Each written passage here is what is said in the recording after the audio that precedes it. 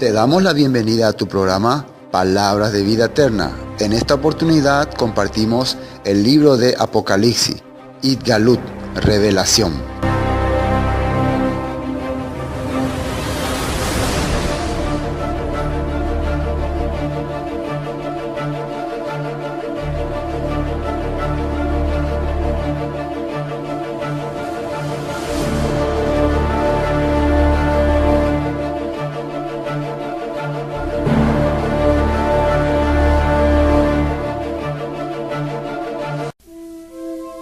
El Apocalipsis de San Juan. Apocalipsis 1. La revelación de Jesucristo, que Dios le dio para manifestar a sus siervos las cosas que deben suceder pronto. La declaró enviándola por medio de su ángel a su siervo Juan, el cual ha dado testimonio de la palabra de Dios, del testimonio de Jesucristo y de todas las cosas que ha visto.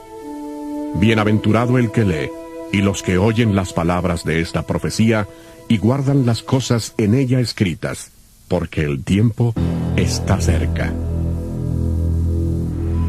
Juan, a las 7 iglesias que están en Asia, gracia y paz a vosotros de parte del que es, y que era, y que ha de venir, de los 7 espíritus que están delante de su trono, y de Jesucristo, el testigo fiel, el primogénito de los muertos, y el soberano de los reyes de la tierra, al que nos ama, nos ha lavado de nuestros pecados con su sangre, y nos hizo reyes y sacerdotes para Dios, su Padre. A Él sea gloria e imperio por los siglos de los siglos. Amén. He aquí que viene con las nubes, todo ojo le verá, y los que le traspasaron, y todos los linajes de la tierra, se lamentarán por causa de Él. Sí, amén. Yo soy el Alfa y la Omega, principio y fin, dice el Señor, el que es, y que era, y que ha de venir, el Todopoderoso. Bueno, entonces hoy comenzamos, ¿no?, a estudiar el libro de Revelación o Apocalipsis. Y vamos a tratar de entender sencillamente lo que Juan no ha visto, y que nada de lo que ha visto tiene ninguna complicación si es que entendemos la Torá, el Tanakh, los profetas, los salmos, el Antiguo Testamento, la ley. Si entendemos todo eso, todo lo que hemos venido escuchando, entonces cuando empecemos a estudiar Apocalipsis vamos a darnos cuenta que ya habíamos hablado de todo esto. Ya no nos va a parecer algo nuevo. Inclusive van a decir, pero parece que está repitiendo la misma historia. Por eso a medida que escuchen más y más y más la Biblia, siempre van a darse cuenta que parece que ya escucharon. Parece que ya escuchamos estas cosas, porque ya se le va a ir abriendo el panorama de qué se trata. Entonces, en hebreo la palabra Apocalipsis es Itgalut. Itgalut, revelación. O sea, Apocalipsis se traduce, Apocalipsis en griego, en español sería revelación, la manifestación de Dios. Pero Itgalut tiene más bien como darse a conocer, o después de un largo tiempo manifestarse ante su pueblo o ante su gente. Eso sería más razonable. Entonces, después de un largo tiempo, Dios va a manifestarse. Y ahí de entrada ya nosotros ya al escuchar esto ya en donde nos acordamos que ocurrió en Éxodo, después de un largo tiempo, un día cuando el pueblo clamó, cuando el pueblo estaba en angustia, Dios se manifestó a ellos. Y le empezó a decir lo que iba a ocurrir. Que ya viene la libertad, viene la liberación y viene el juicio también para esa nación que durante mucho tiempo la había esclavizado. Así ya empezamos a ver. De la misma forma también hubo un tiempo en que se manifestó cuando José estuvo, ¿se acuerdan cuando José estuvo como esclavo, como prisionero en Egipto? Después él fue hecho emperador, o secretario del emperador. Y finalmente un día vinieron sus hermanos y él les trató como espías, les puso en la cárcel, les llevó allá. Le hizo pasar mucha aflicción al principio, pero después se le manifestó. O sea, el objetivo era bendecirlos, pero antes de la bendición venían situaciones difíciles, situaciones complicadas. Quiere decir esto que Dios, antes de traer toda su revelación, toda su presencia divina en la tierra, antes ocurrirán muchas aflicciones, muchas dificultades. Y esas aflicciones van a demostrar si realmente somos capaces de esperarle o no. Porque es fácil en la tranquilidad y en la comodidad decir que soy creyente, soy cristiano, es muy fácil. Pero cuando se viene la tribulación, cuando se viene la dificultad, y aunque vos ves que algunos de tus compañeros mueren y hasta a uno le tocaría la muerte, a pesar de eso, seguí adelante, es una prueba de que estás listo para recibir al Salvador. Así la Biblia nos enseña. Bueno, entonces, Itgalut. Estamos descifrando esta palabra primero. Porque todavía estoy empezando el libro, ¿no? Estoy descifrando esta palabra, Itgalut, para que entendamos más ampliamente. Entonces es darse a conocer, manifestarse, revelarse, ¿no? Y ahí sale revelación, ¿no? Por eso se le dice también. Es parte de Itgalut, es revelación. En Apocalipsis solamente vemos revelación, pero en Itgalut ya vemos más cosas. Es darse a conocer, manifestación también, que el poder de Dios va a empezar a observarse, a sentirse sobre la tierra y sobre la humanidad. Eso es algo muy importante. ¿Qué es eso? Eso es Apocalipsis. Bueno, el versículo 1 comienza la revelación de Yeshua HaMashiach, la manifestación, el darse a conocer de Yeshua HaMashiach, que Dios le dio para manifestar a sus siervos. Y es importante que dice acá, esta revelación Dios le ha dado. El Todopoderoso le ha dado a Yeshua para que manifieste a sus siervos. Entonces viene de Dios, algo que viene de Dios.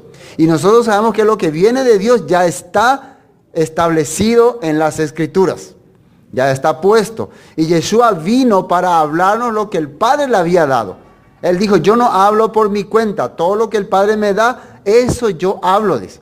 Entonces es importante entender eso. Si yo quiero entender lo que va a ocurrir aquí, es algo que Dios ya habló y ya estableció. Se refiere a la Torá. Bueno, dice, la revelación de Jesucristo que Dios le dio para manifestarse a sus siervos, las cosas que deben suceder pronto, y las declaró enviándola por medio de su ángel a su siervo Juan. Cosas que han de suceder pronto. ¿Hace cuánto tiempo que Juan escribió este libro, esta carta, esta narración? ¿Hace cuánto tiempo más o menos? Más de 2000 años, ¿no? Un poco menos de 2000 años o entre 2000 años.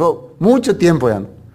2000 años que se escribió esto y eso le parece pronto. Parece que es bastante. Acá dice que ya va a manifestarse pronto, pero han pasado 2000 años, casi 2000 años, y no ocurrió aparentemente nada. Porque aquí lo que está tratando de decirnos Juan es que cuando arranque estas manifestaciones, eso será rápido. Esto significa que cuando comience esto, ya va a ser rápido. Cuando comience las manifestaciones, porque acá está hablando de manifestaciones que van a ocurrir. Entonces, cuando empiecen a ocurrir las manifestaciones, esto ya no va a tener vuelta atrás. ¿Entienden, no? A eso se refería. Pero puede ocurrir un lapso largo de tiempo para que estas manifestaciones ocurran. ¿Cuál es el ejemplo que tenemos de esto? Si les habló hace rato que esto podemos tener como referencia al Éxodo. ¿Qué ocurrió? 400 años el pueblo estuvo esperando la promesa de Dios. Dios le hablaba, Dios le dijo a Abraham, ¿se acuerdan que le dijo a Abraham? Tu pueblo vivirá como esclavos en tierra extraña. A ellos les tendré, pero luego vendré y los liberaré. Dios le dio el mismo mensaje a José. José también entendió que pronto iba a venir un libertador y que los iba a sacar de aquí y regresarían a la tierra prometida. Pero ¿cuántos años pasó? 400 años pasaron. Pero para ellos ya estaba cerca. Entonces lo que estaba cerca era el momento que iba a ocurrir. Una vez que ocurría la manifestación de Dios, todo iba a ser rápido.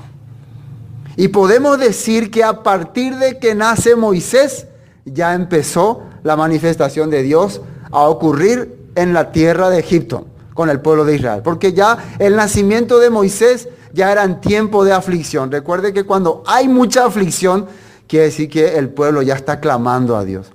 ¿Qué ocurrió en tiempo de Moisés? El faraón mandó a asesinar a los niños nacidos, a todos los niños varón que nacían, los mandó echar en el agua y morían. Entonces el pueblo estaba con mucha aflicción, con mucho quebranto. Después nace Moisés y para salvarle salvarle su madre a Moisés, le tiene que tirar en una canastita en el río y milagrosamente él se salva gracias a la princesa. Ya conocen esa historia, ¿no? Entonces uno puede decir que esto ya es un milagro, ¿no? Moisés crece como príncipe en el palacio, con el faraón, como la familia real, mientras el pueblo siempre está clamando un libertador. A los 40 años Moisés tuvo una revelación, dice, un llamado de que su pueblo estaba necesitado. Entonces él quiso hacer su obra, quiso liberarlos, pero no pudo. Fue enviado al desierto, ahí estuvo otros 40 años aprendiendo la sencillez, la humildad, aprendiendo a ser pastor, aprendiendo a ser una persona sin fuerza, sin capacidad. Y cuando ya estaba sin ninguna fuerza humana, Dios le llama, llegó el tiempo de liberar a tu pueblo. Mientras que decía que ocurría en la Biblia, que dice que ocurría en Israel, había mucha aflicción. Faraón los maltrataba, los oprimía y el pueblo clamaba. Realmente el pueblo clamaba por libertad. Ahí entonces Dios empezó a manifestarse. Y a partir que arranca las primeras manifestaciones, ya todo era rápido. ¿Cuáles fueron las manifestaciones? Juicio contra Egipto. Egipto en la Biblia representa el mundo, el sistema. Faraón representa al príncipe de la potestad del aire que está operando en los hijos de desobediencia. Cuando empieza a manifestarse la obra de Dios, el plan de Dios sobre la tierra, los hijos de desobediencia van a empezar a sentir el juicio de Dios. ¿Y qué creen que van a hacer? ¿Van a arrepentirse? No, según la Escritura, van a rebelarse contra Dios. Van a maldecirle a Dios. La gente no quiere escuchar sobre dificultad y tribulación en su vida, porque las personas se han olvidado ya del Dios que les rescató. Pero dentro, como ayer vimos en segunda de Juan, dentro de todas estas naciones hay un remanente que está haciendo la voluntad de Dios. Y eso únicamente se sabrá cuando venga la tribulación. ¿Quiénes son los que realmente están siguiéndole a Dios con todo corazón? Porque cuando se les llama somos muchos. Muchos somos los llamados, pero a la hora de ser el grupo elegido somos pocos. Pero ¿qué es lo que manifiesta el que queden pocos? La tribulación, las persecuciones. Y en este tiempo de Apocalipsis había tribulación y persecución. ¿A quién se le va esta declaración? A su siervo Juan. ¿Quién era Juan? El apóstol de Jesucristo, el apóstol amado, el único que estuvo ahí presenciando su crucifixión, el que ha escrito la carta del Evangelio de Juan, primera de Juan, donde hablaba ya de muchas cosas interesantes. Recuerden que cuando compartimos primera de Juan, ¿de qué hablaba? De la filosofía griega y pensamiento griego que estaba introduciéndose entre los hermanos, de los falsos hermanos, de los anti-Mashiach, los que estaban ya rebelándose contra el soberano, el rey que va a venir a gobernar la tierra. De eso está hablando Juan, de esas cosas, de cómo ya la iglesia, la congregación, el pueblo de Dios estaba convirtiéndose en iglesias mundanas, en iglesias del mundo, en sistemas del mundo. Eso hablaba Juan. Ya no era más la congregación que Dios liberó. Ya no estaban más cumpliendo el papel que tenían al principio. Este era Juan, al que Dios le estaba hablando. En aquel tiempo había mucha persecución. El emperador se consideraba como Dios, el emperador se consideraba divino. Y también los creyentes en Yeshua estaban compartiendo, estaban predicando acerca de un rey, un reino que viene pronto. ¿Cómo creen ustedes que llegaba este mensaje hacia el emperador romano? Hay un grupo de gente que anda predicando acerca de un reino, acerca de un rey que viene pronto. ¿Cómo se sentiría el emperador romano? Amenazado, ¿no? Y que consideran que va a venir a destruir este sistema y que va a establecer un sistema donde los creyentes en él van a ser los que van a gobernar. Entonces él empezaba a perseguir. empezaba la persecución. Los obligaba a humillarse delante de él. Obligaba a que nieguen a ese rey y que confiesen que el César es el único rey y el único Dios. Así les obligaba a hacer. Y algunos preferían morir a decir eso. Preferían morir.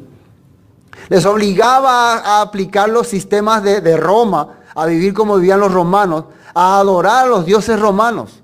Y si no aceptaban, eran llevados a lugares donde eran sacrificados, donde eran torturados. Esa era la vida en ese tiempo. Entonces había mucho miedo, había mucho temor, había muchos desertores, había muchos que se daban cuenta que si yo sigo la corriente de Yeshua, del cristianismo, voy a perder. Entonces me voy a unir al imperio romano, entonces voy a ser como un espía. Entonces dentro de los mismos hermanos había muchos espías, muchos que se hacían camuflar como creyentes para después ir a delatarle. Entonces así ellos eran atrapados y capturados. Entonces, ¿cómo puedes sentirte seguro en un ambiente así? Podemos estar acá compartiendo la palabra, pero que nadie sepa, pero alguien de nosotros, después de salir acá, vaya a denunciarnos. Y nosotros vamos a ser arrestados. Entonces, era muy difícil la vida en ese momento.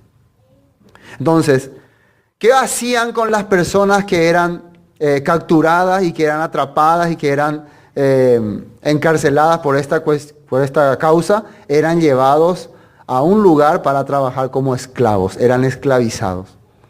En este caso, Juan estaba esclavizado, preso en una isla de Turquía llamada Patmos.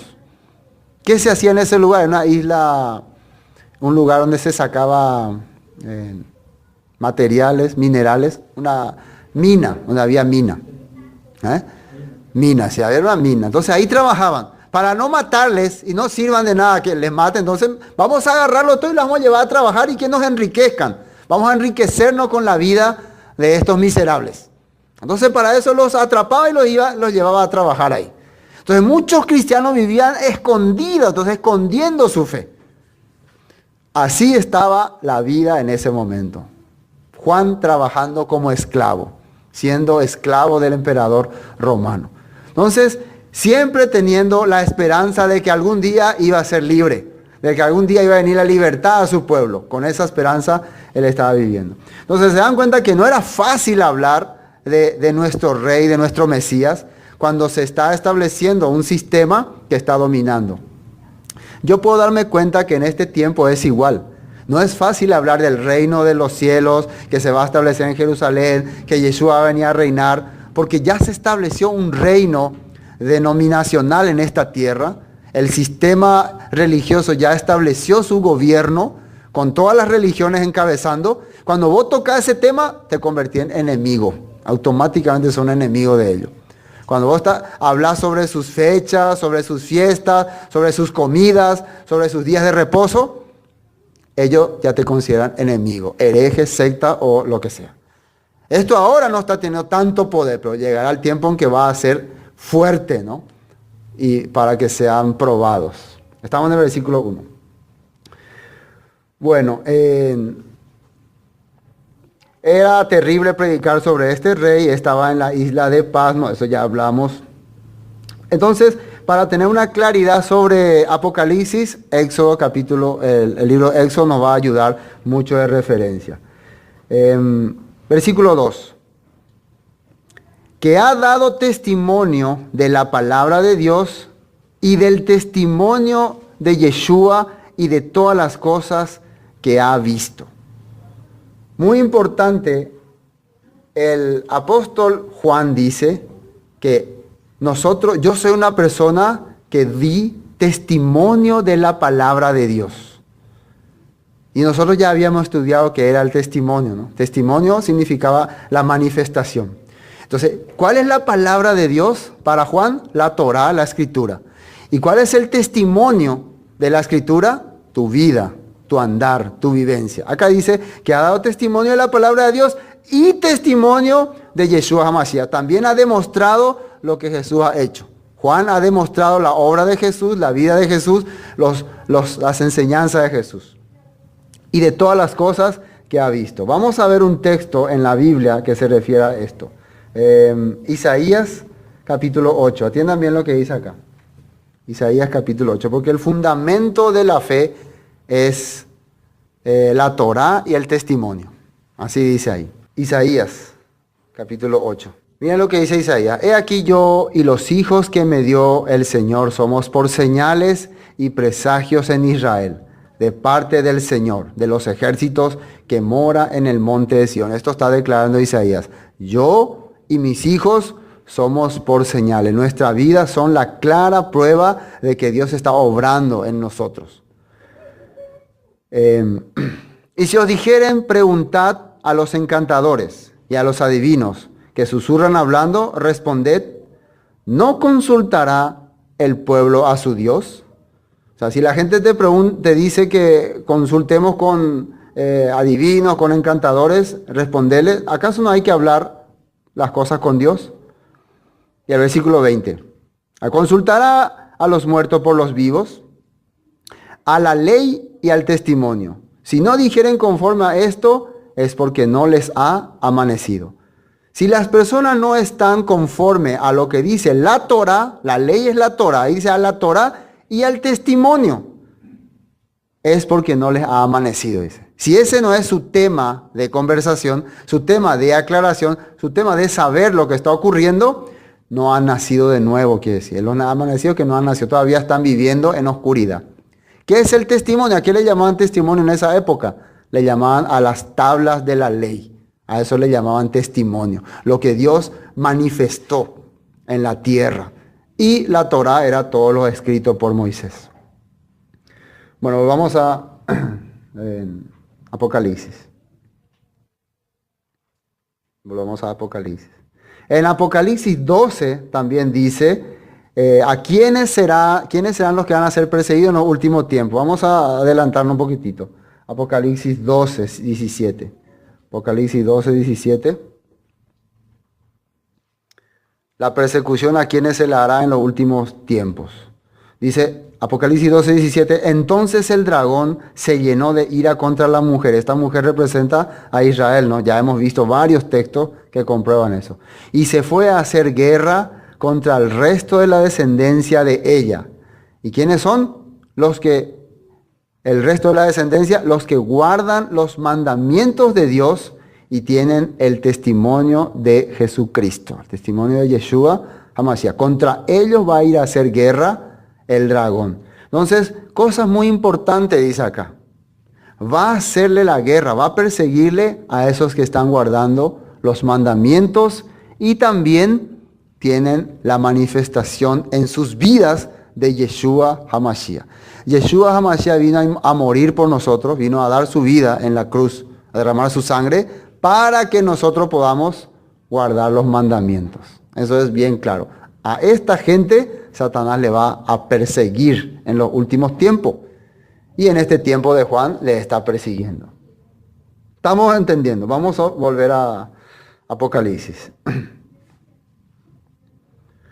Bueno, versículo 2, que ha dado testimonio de la palabra de Dios y del testimonio de Jesucristo y de todas las cosas que ha visto. Entonces Juan es una persona que ha enseñado la Escritura. Entonces es digno de recibir tremenda revelación. Se puede decir que Juan es digno de decir lo que va a decir, porque no es una persona que ha vivido ajeno a las cosas de Dios.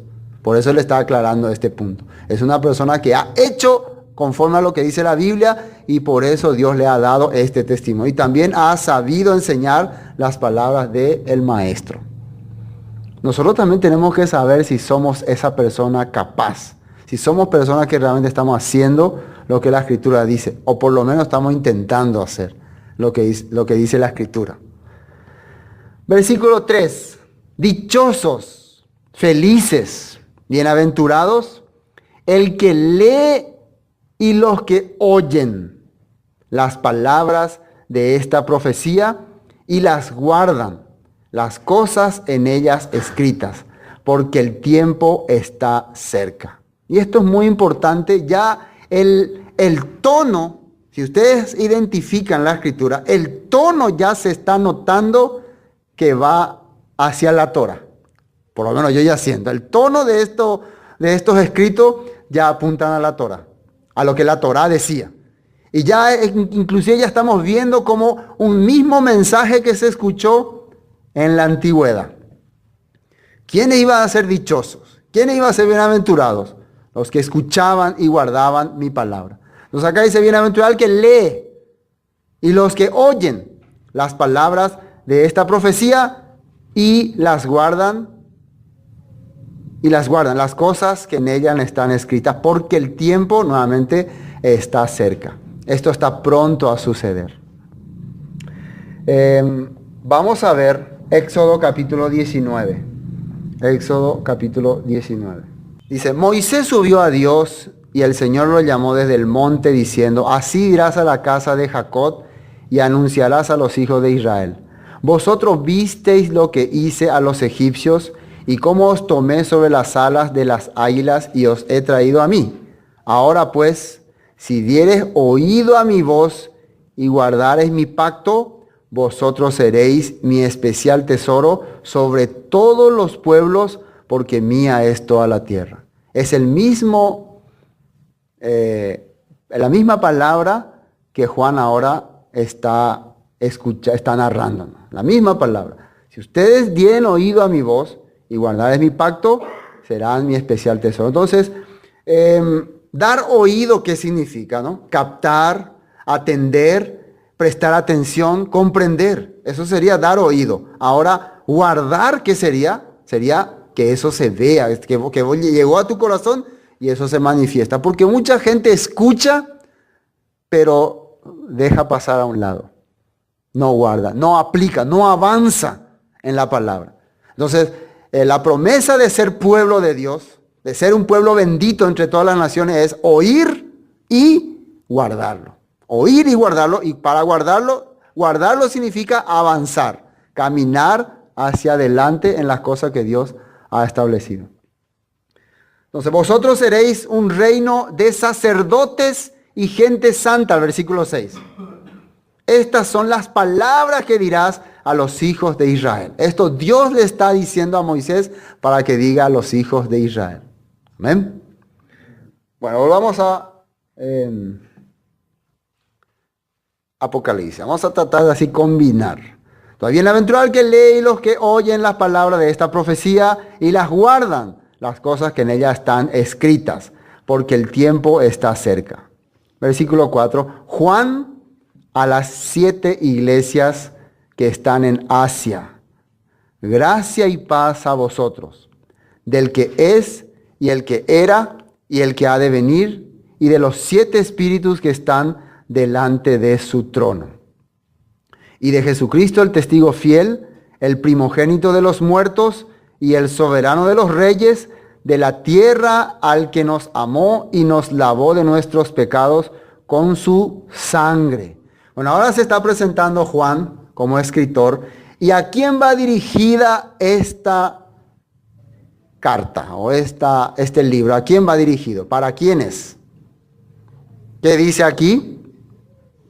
A las 7 iglesias. Y es muy importante entender cuando en la Biblia, desde ahora vamos a captar esto, para que después cuando veamos a continuación la palabra iglesia, ya sepamos a quién se está refiriendo. ¿Quién es la iglesia primero? ¿A quién Dios le considera la iglesia? ¿Qué es la iglesia para Dios? Cuando yo hablo la iglesia, ¿de qué se está refiriendo? Acá dice 7 iglesias. Entonces nosotros pensamos 7 edificios, 7 templos o 7 ciudades. 7 ciudades son. ¿Qué es lo que está queriendo decirnos? Entonces, si estamos estamos comparando con Éxodo, y en Éxodo la narración iba dirigida a las 12 tribus de Israel, y Dios de las 12 tribus de Israel quería hacer una nación santa entre todas las naciones, ya nos vamos dando cuenta quién es la iglesia. Ya vamos entendiendo quién es la iglesia. Ya no tenemos que buscar interpretaciones erróneas, de pensar que la iglesia es algo fuera del Antiguo Testamento. La iglesia es la misma que ha sido en el pasado. Es la misma. La iglesia no es adventista, ni pentecostal, ni bautista, ni metodista, ni nada de eso. La iglesia es el pueblo escogido por Dios. Porque la palabra iglesia quiere decir eclesía en griego, kehilá en hebreo, que quiere decir sacados fuera. Que quede bien grabado eso en nuestra mente. Iglesia, eclesía o kehilá quiere decir sacados fuera. ¿Para qué son sacados fuera? Para servir al Dios Todopoderoso. Entonces, ¿a quién Dios sacó fuera? A Israel. ¿De dónde? De Egipto. ¿Para qué? Para que les sirvan, para que sean un pueblo especial, para que sea su especial tesoro. Los sacó afuera. Esa es la iglesia. Pero veamos textos bíblicos, ¿no?, que nos confirmen estas cosas. Bueno, estamos en el punto de la iglesia. Ahora, Jeremías 31, vamos a leer. Jeremías 31. ¿Qué dice ahí? Jeremías 31. Oíd palabra del Señor, versículo 10, Jeremías 31, 10. Oíd palabra del Señor, oh naciones, y hacedlo saber en las costas que están lejos, y decid, el que esparció a Israel, lo reunirá y guardará como el pastor a su rebaño. ¿Qué está diciendo aquí? Escuchen, naciones. Entre las naciones actualmente está la iglesia, esto es el tiempo de Jeremías. Escuchen, el que esparció a Israel, le va ¿qué dice ahí? Los reunirá y los guardará como el pastor a su rebaño. Escuchen, naciones. Escucha, Faraón. Deja ir a mi pueblo para que me celebre fiesta. Yo permití que mi pueblo esté en Egipto. Yo permití que te sirvan durante estos años. No es que Faraón se apoderó de los israelitas. Dios permitió. Y llegó la hora de que yo los libere y los guarde y los reúna como un pastor reúne a su rebaño. Eso es lo que está ocurriendo. ¿Entienden, no? Porque el Señor redimió a Jacob, lo redimió de mano del más fuerte que él lo redimió, le salvó de ese poderoso que le tenía encarcelado, que le tenía atrapado. ¿Entienden? No? Era Faraón, que era las naciones, a su pueblo le tiene atrapado con su ideología, con su mentalidad, con sus creencias, lo tienen atrapado. Pero el Señor los redimió. ¿Quién es Jacob? Jacob es Israel. Vendrán con gritos de gozo en lo alto de Sión y correrán al bien del Señor, al pan, al vino, al aceite y al ganado de las ovejas y de las vacas, y su alma será como huerto de riego y nunca más tendrán dolor. Entonces la Virgen se alegrará en danza, los jóvenes y los viejos juntamente, y cambiaré su lloro en gozo y los consolaré y los alegraré de su dolor. Este es un mensaje que está yendo dirigido a las naciones referente a su pueblo que va a ser liberado. Así está saliendo en Jeremías, ¿no? Y el alma del sacerdote satisfaré con abundancia y mi pueblo será saciado de mi bien, dice el Señor. Mi pueblo será feliz una vez más. Esto estamos viendo, ¿no? Ezequiel 37, 21. Ezequiel 37, 21.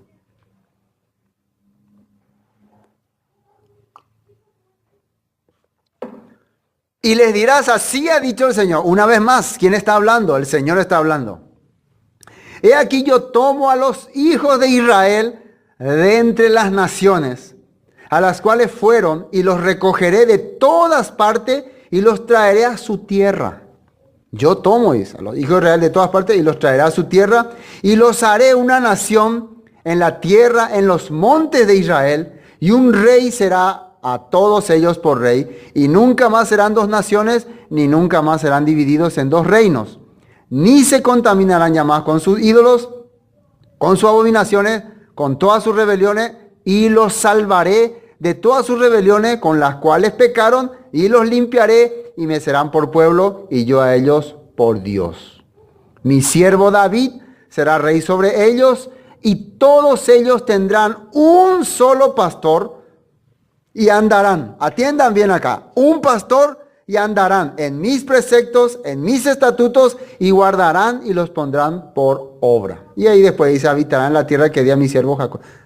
Esto es profecía, esto es para el futuro, esto es para el pueblo de Dios, esto es para la iglesia. A esto se le llama la iglesia. No hay otra iglesia aparte de esto, no hay otra iglesia, ni otro pastor, ni otro rey. Esto es el mensaje que se estaba difundiendo en aquel tiempo y por el cual estaban siendo perseguidos, y muchos fueron dispersados y muchos estaban viviendo en exilio en diferentes lugares. Estas 7 iglesias que están en Asia eran descendientes de las tribus de Israel, que muchos estaban escondidas, ocultas. No es que ellos tenían su templo, iglesia de Éfeso, iglesia de Filadelfia, nada que ver. Ellos vivían esparcidos, algunos allá, aquí. Ellos no se reunían públicamente para compartir la palabra. Se reunían secretamente, pero se reunían. Y muchas veces le costaba la vida reunirse. ¿Qué le parece si hay alguien que se vaya a reunir en un lugar donde posiblemente si le atrapan o y le matan, va a tener ganas de ir a reunirse? No, ¿verdad? Pero ellos así lo hacían. Y era la única manera de poder escuchar algún mensaje que viene de Dios. Entonces era el tiempo en que necesitaba saber hasta cuándo va a durar todo esto, hasta cuándo vamos a vivir así. ¿Hay alguna esperanza para nosotros? Por eso Dios empieza a revelarse a Juan. Empieza a manifestarse que no se preocupen, hay esperanza. Entonces, por más que venga la persecución, el sufrimiento, el dolor, y aunque muera por eso, va a venir la libertad. Eso era el mensaje de Idgalut o Apocalipsis. Ese era el mensaje. Bueno, otro texto. Tenemos que seguir definiendo esto de las iglesias. Juan capítulo 10, versículo 14. Juan capítulo 10, versículo 14. Juan 10, 14. Lo que está diciendo Yeshua cuando está compartiendo la palabra. Yo soy el buen pastor. Ezequiel dice que tendrán un solo pastor. Yeshua ahora está confirmando el texto de Ezequiel. Esto hay que entender muy bien. Si Yeshua dijo que predicaba la ley, los profetas y los salmos, entonces quiere decir que él está confirmando ese pastor que sale en Ezequiel 37, soy yo. Yo soy el buen pastor y conozco mis ovejas y las mías me conocen. ¿Cómo vos sabés que Yeshua es tu pastor? Porque vos estás siguiendo su voz, sus pasos, sus estatutos, su decreto. No puede ser que vos digas que sos oveja de Yeshua y sos contrario a su ley, a su mandamiento, a su voz. No puede ser eso. Así como el Padre me conoce y yo conozco al Padre y pongo mi vida por las ovejas, también tengo otras ovejas que no son de este redil. Este redil refiriéndose a los judíos y otras ovejas refiriéndose a los que están esparcidos por toda la tierra, por todas las regiones, que en ese tiempo eran las regiones de Asia y el norte. Yo tengo otras ovejas, por ellas también debo ir, a ellas también debo traer. Dice, también tengo otras ovejas que no son de este redil, aquellas también debo traer y oirán mi voz. Y escuchen bien, y habrá un rebaño y un pastor. A ver, ¿de dónde ustedes recuerdan esta palabra? Un rebaño, un pastor, ¿de dónde? ¿De dónde se le viene? Ezequiel 37. Y Ezequiel 37, ¿de dónde sacó esa palabra? De Deuteronomio 30. ¿Y Deuteronomio 30 de dónde sacó esa palabra? De Moisés, o de Dios que le reveló a Moisés. ¿Sí o no? Ahí se une todo, ¿no? Ahí se entiende todo. Este es el mensaje que Dios nos está dando. Y el único que estamos escuchando a través de la Escritura. Bueno, dice, también tengo otras ovejas que no son de este redil, aquellas también debo traer y oirán mi voz y habrá un rebaño y un pastor. Por eso me ama el Padre, porque yo pongo mi vida para volverla a tomar. Otro texto. Hechos capítulo 7. Hechos capítulo 7. Atiendan bien acá. Ahí estamos en el tema de saber quién es la iglesia. ¿Sí o no? Estamos viendo quién es la iglesia. Entonces, después de que confirmó todo esto, ya no vamos a tener problema en hablar sobre las 7 iglesias. Hechos 7:37. Esto es cuando Esteban estaba defendiendo su causa ante el Sanedrín, que le estaban acusando de estar yendo en contra de la palabra, de ser rebelde contra la ley de Moisés. Les recomiendo, por cierto, que lean todo el capítulo 7 de Hechos. Esto dice Esteban, ¿no? Este es Moisés, este Moisés es el que dijo a los hijos de Israel, profeta os levantará el Señor vuestro Dios, de entre vuestros hermanos, como a mí, a él oiréis. Ahora, ¿quién era este Moisés? Este es aquel Moisés que estuvo en la Quejilá. Ahí la palabra correcta es Quejilá. ¿Qué era Quejilá? ¿Quién sabe? iglesia. Kehilá es iglesia. ¿Por qué dice congregación? Fue algo que quisieron colocar los traductores. No pensaron que era iglesia porque el pensamiento tradicional del cristianismo hace entender que iglesia es Nuevo Testamento y congregación es Antiguo Testamento. ¿Sí o no? Así el pensamiento tradicional. Directamente cuando vos hablas la iglesia ya te refería a bautista, pentecostal, metodista. Eso es el pensamiento tradicional. No uní tu mente con iglesia y pueblo de Israel y los israelitas, las 12 tribus. Eso como parece que no tiene nada que ver con iglesia. Medio raro lo es unir eso.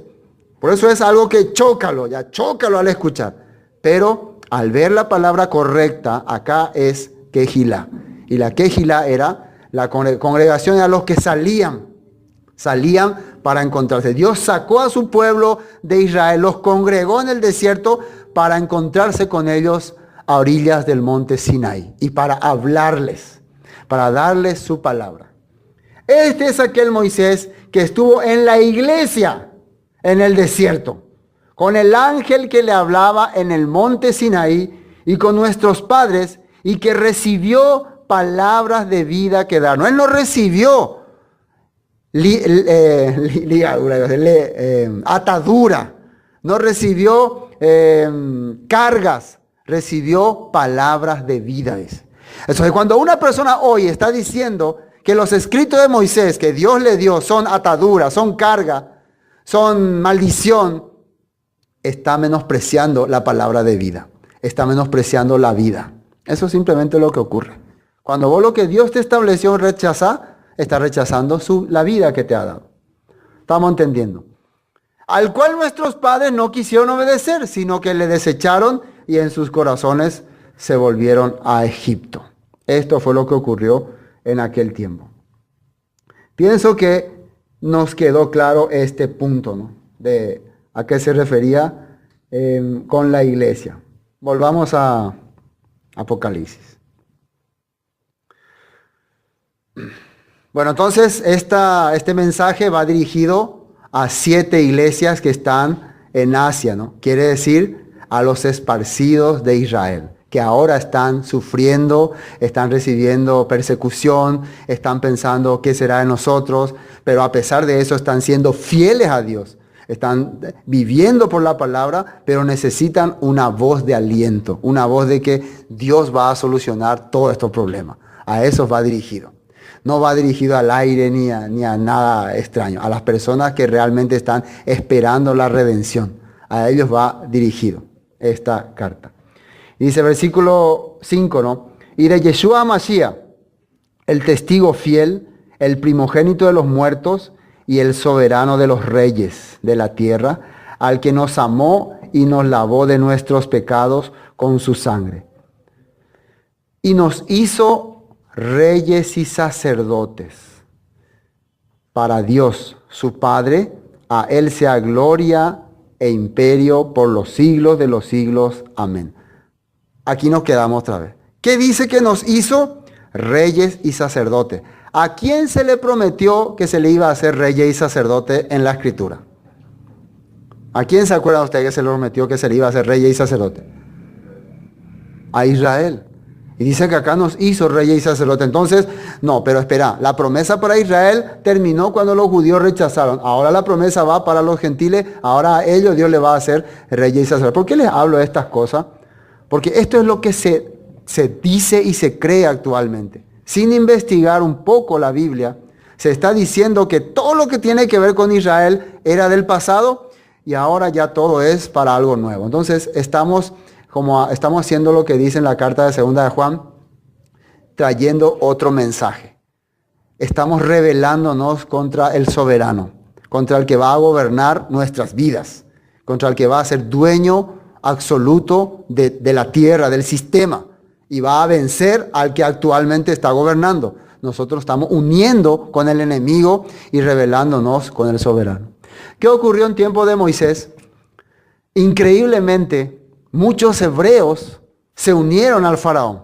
Muchos hebreos confiaron más en el faraón, porque el faraón manifestaba poder y manifestaba autoridad y mandaba matar al que no le obedecía. Entonces ellos prefirieron ser esclavos y siervos y súbditos del faraón y vivieron como egipcios y adoptaron las leyes egipcias y menospreciaban a sus hermanos. Pero después de que se manifestó el poder de Dios en Egipto, muchos egipcios cambiaron su corazón. Muchos egipcios entendieron, ese es un Dios verdadero, un Dios poderoso, porque manifestó señales fuertes.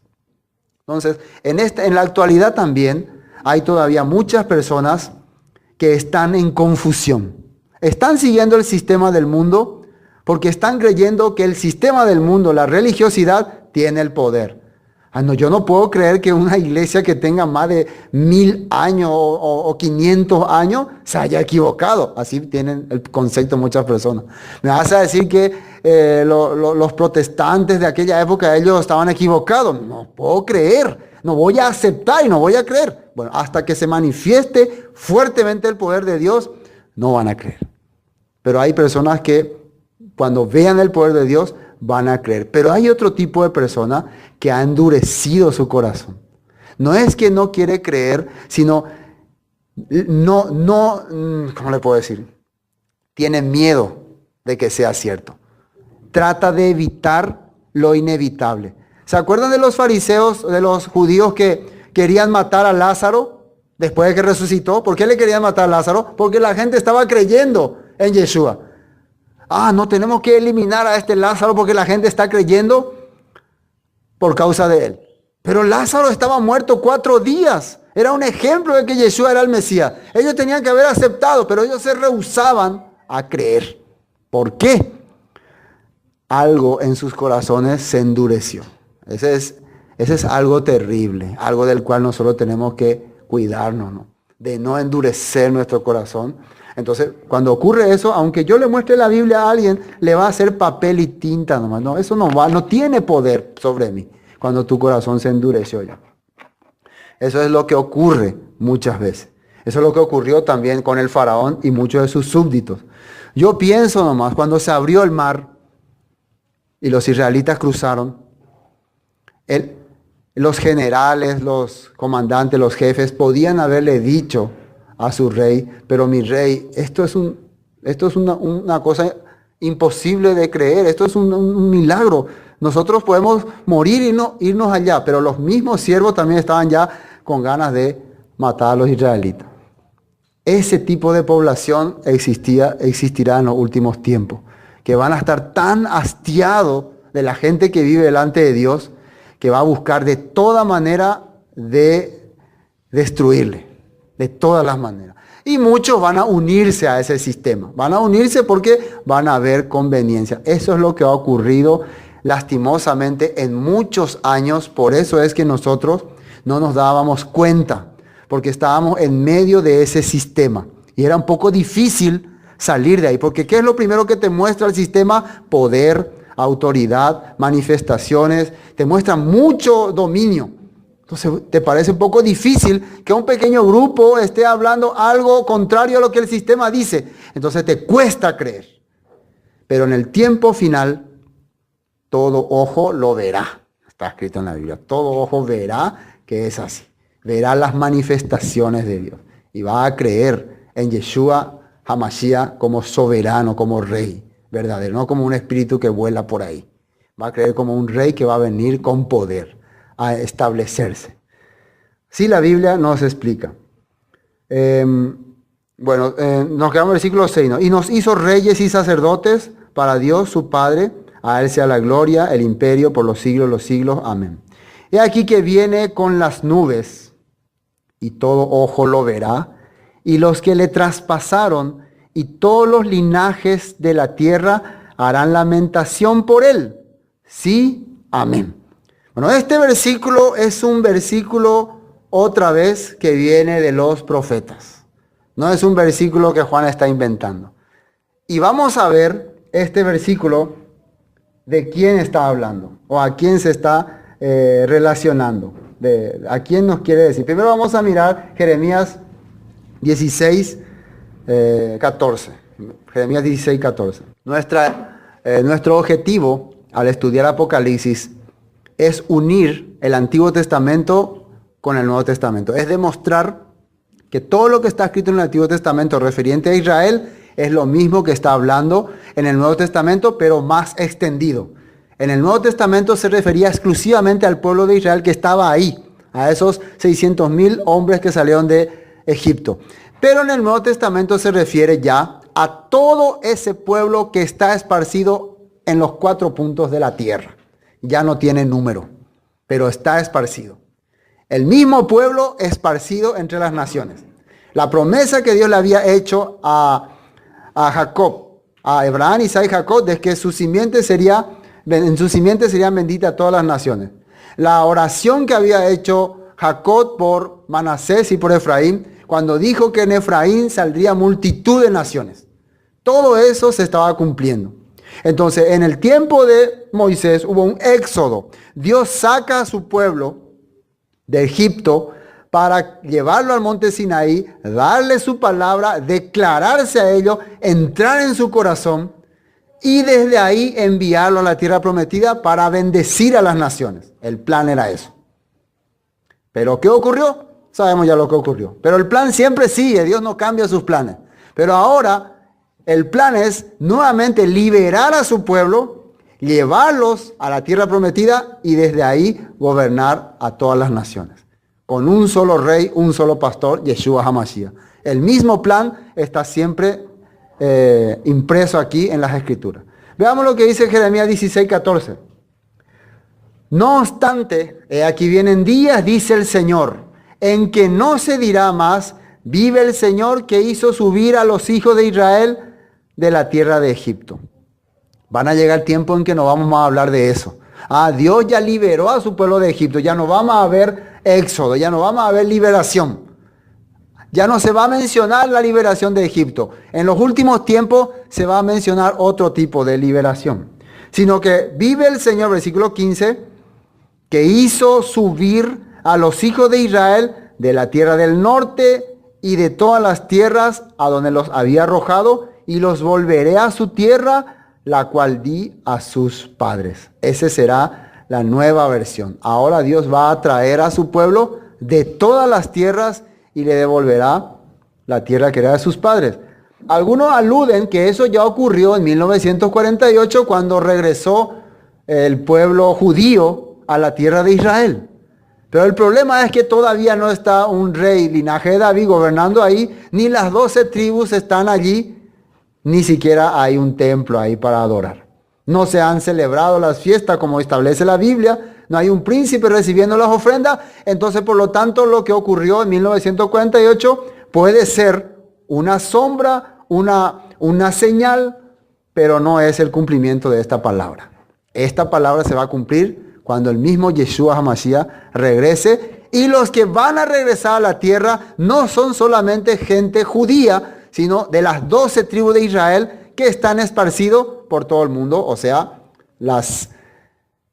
todas las iglesias, todas las quejilá, todas las congregaciones que están en todo el mundo, incluyéndonos. Amén. Incluyéndonos. Gracias a Dios. Bueno, ahora sí, Zacarías capítulo 12, versículo 8. Este es el texto que aparece ahí en Apocalipsis. Zacarías 12, 8. ¿Y a qué se refiere este texto? Una vez más, uno se sorprende cada vez que ve esto, ¿no? Zacarías 12 está hablando de liberación futura de Jerusalén, dice. Liberación futura de Jerusalén. En aquel tiempo Dios estaba hablando que iba a darle libertad a su pueblo. Y miren lo que dice, estamos viendo del versículo 8, ¿no? Dice, en aquel día el Señor defenderá al morador de Jerusalén, al que entre ellos fuere débil, en aquel tiempo será como David, y la casa de David como Dios, como el ángel del Señor delante de ellos. Está hablando de los tiempos futuros. El tiempo en cuando la casa del Señor sería como el tiempo de David. ¿Cómo era el tiempo de David? David era rey y las 12 tribus estaban viviendo, sirviéndole al rey David. En aquel tiempo será así otra vez. Y versículo 9. Y en aquel día yo procuraré destruir a todas las naciones que vinieren contra Jerusalén. Y derramaré sobre la casa de David y sobre los moradores de Jerusalén espíritu de gracia y de oración, y mirarán a mí, a quien traspasaron, y llorarán como se llora por el hijo unigénito, afligiéndose por él como quien se aflige por el primogénito. Esta promesa, si hoy está leyendo un israelita, va a entender que está hablando para el pueblo judío.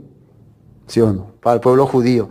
Pero si estaría leyendo un cristiano tradicional, pensaría que es una promesa para la iglesia gentil y para la nueva Jerusalén celestial y para la Israel espiritual. Totalmente otro concepto tendría. Pero yo no creo que Juan haya tenido ese concepto, porque él era judío. Y él está hablando de lo que va a ocurrir en los últimos tiempos. Esta es una carta, o sea, una escritura que marca lo que va a ocurrir precisamente en esos últimos tiempos. En los tiempos que Dios le está revelando a Juan. Cuando Jerusalén va a ser atacada por todas las naciones. Está escrito en Apocalipsis 20, ¿no? Que va a ser atacada por todas las naciones y que Dios va a proteger. También cuando aparezca el Mesías, ellos van a ver a aquel que traspasaron. Ellos van a ver a aquel que negaron. Y eso va a ser, eso va a ser la, ¿cómo se puede decir? ¿Qué palabra dije? Va a ser el darse a conocer. Cuando Yeshua venga por segunda vez, Él se va a dar a conocer a los judíos, a quien ellos han traspasado. Yo fui a que ustedes han traspasado, han crucificado, yo soy su Mesías. Y ellos, muchos van a reconocerle en ese tiempo. Muchos van a llorar y lamentarse. Él era nuestro Mesías y nosotros le hemos entregado. Como está diciendo ahí. Llorarán como se llora por el hijo unigénito, afligiéndose por él como quien se aflige por el primogénito. Porque en aquel entonces van a entender este mensaje. Bueno, Daniel 7:13. Daniel 7:13. Daniel 7:13. Miraba yo en visión de la noche y he aquí, con las nubes del cielo, venía uno como hijo de hombre que vino hasta el anciano de días y le hicieron acercarse delante de él. Y le fue dado dominio, gloria y reino para que todos los pueblos, naciones y lenguas le sirvieran.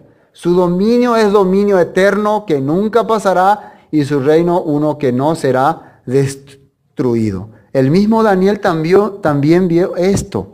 Entonces, cuando Daniel enseñaba esto, cuando Daniel explicaba esto a su pueblo, se estaba refiriendo al Mesías que iba a venir a establecer su reino desde Jerusalén y gobernar a todas las naciones. Él estaba viendo también este punto. Bueno, terminemos ya Apocalipsis, esta primera parte. Versículo 7, ¿no? He aquí que vienen con las nubes y todo ojo lo verá, y los que les traspasaron y todos los linajes. Esa palabra linaje se está refiriendo a todos los descendientes de Israel. Todos los que vienen de la línea israelita. A ellos se está refiriendo. Todo el linaje de la tierra harán lamentación por él. Sí, amén.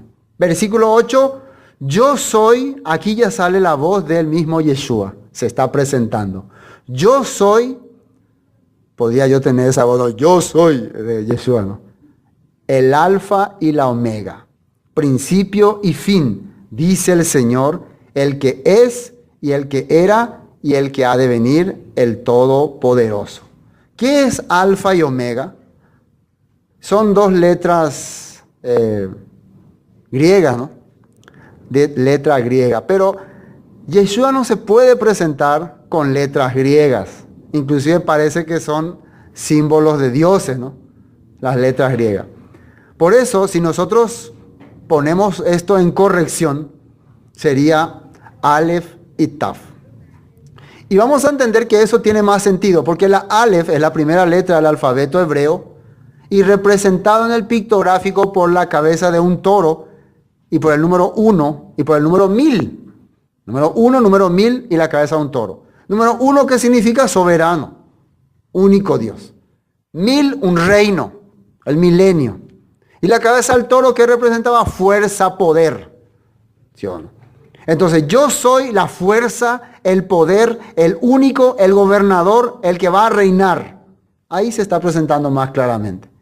Y la Taf, la última letra del alfabeto hebreo, que es representado por una señal, por un pacto, por una alianza, por un acuerdo. ¿Qué es la Taf? Compromiso, acuerdo, pacto, alianza con alguien. Entonces, es una fuerza poderosa, es una fuerza de dominio que va a tener un pacto, una alianza, un acuerdo, un compromiso con alguien. Ese se está presentando. ¿Quién creen que es esa persona? Yeshua HaMashiach, ¿sí o no? Entonces, ¿cuadra Aleph Taf como presentación? Cuadra, ¿no? Porque esa es la fuerza, es el poder que va a establecer un compromiso con nosotros. El comienzo y el final. El comienzo es con fuerza. Dios trabajó con fuerza con su pueblo Israel para liberarlo de la esclavitud. Y termina con pacto, con alianza. Por eso Pentecostés o Shavuot es el cierre de Pesach. ¿Saben ustedes? Lo que vamos a recordar este domingo es la culminación de los 50 días que estamos contando desde Pesach. ¿Y qué ocurrió en Pesach? Una manifestación de poder. ¿Qué hubo en Pesach? Hubo un poder que vino y enjuició a la nación que estaba esclavizando a su pueblo.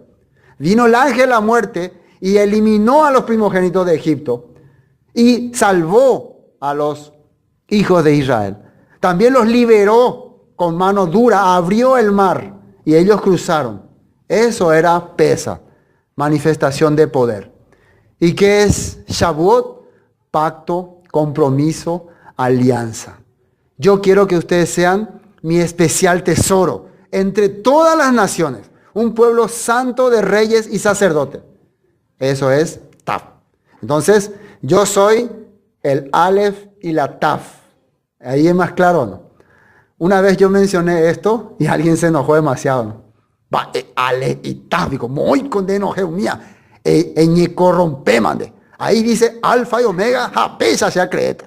Sí, claro, si ahí dice alfa y omega, hay que saber por qué dice y qué es lo correcto. ¿Por qué? ¿Cómo se va a presentar con dos letras griegas? Jesús no era griego, Yeshua no era griego, él era judío, era hebreo. Y además la letra Aleph Taf, ¿dónde aparece al comienzo de la escritura? ¿Dónde aparece? En el primer verso de la Biblia, en el primer verso en Génesis.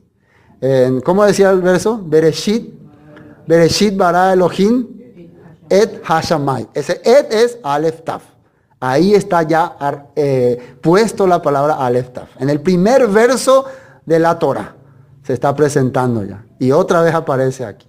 Entonces yo soy el Aleph Taf, principio, fin, dice el Señor, el que es, que era y ha de venir. El que es, que significa actualmente te estoy hablando. Era el que aparecía a tus padres, a Abraham, Isaac y Jacob, a Moisés, al pueblo de Israel en el desierto.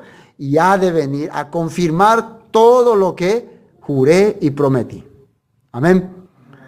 Bueno, hoy hasta aquí vamos a compartir esta primera parte de Apocalipsis.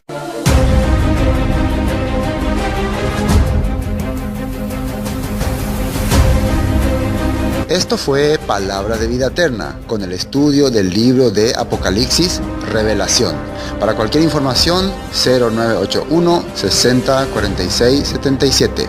Bendiciones y hasta pronto.